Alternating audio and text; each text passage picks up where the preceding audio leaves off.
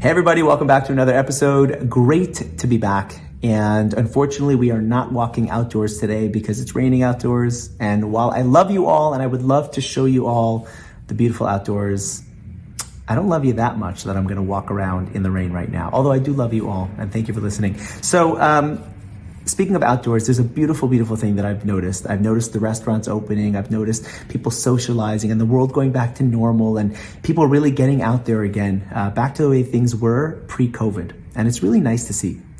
But I've also noticed something that I personally think is very, very concerning. And I feel it has to be said.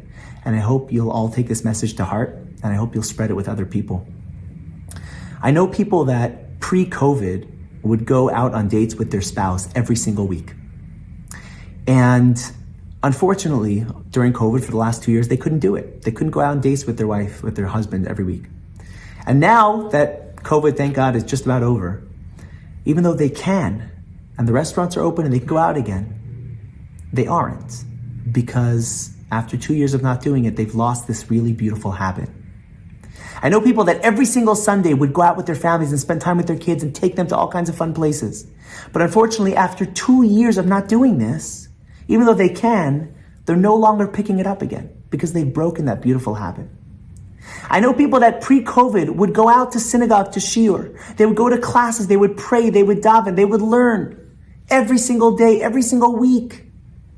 And unfortunately, after 2 years of not going to Torah classes, after 2 years of not praying together with the community, even though they can and it's totally safe, that beautiful, meaningful, inspirational habit has been broken.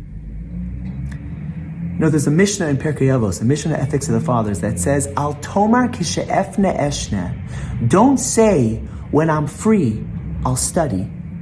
Shema lo tipane. Because maybe you'll never be free.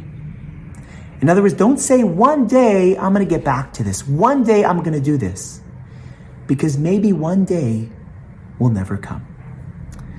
You know, these beautiful habits and customs and things that we did before COVID, they're not going to come back on their own.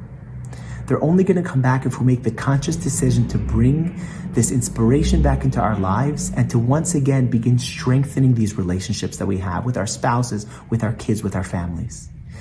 Don't say one day, one day, one day. You got to say day one. Day one. I'm starting it up again. I'm doing it. This is important to me. My friends, take this to heart. Hear this message. Spread it with everybody around you that you know.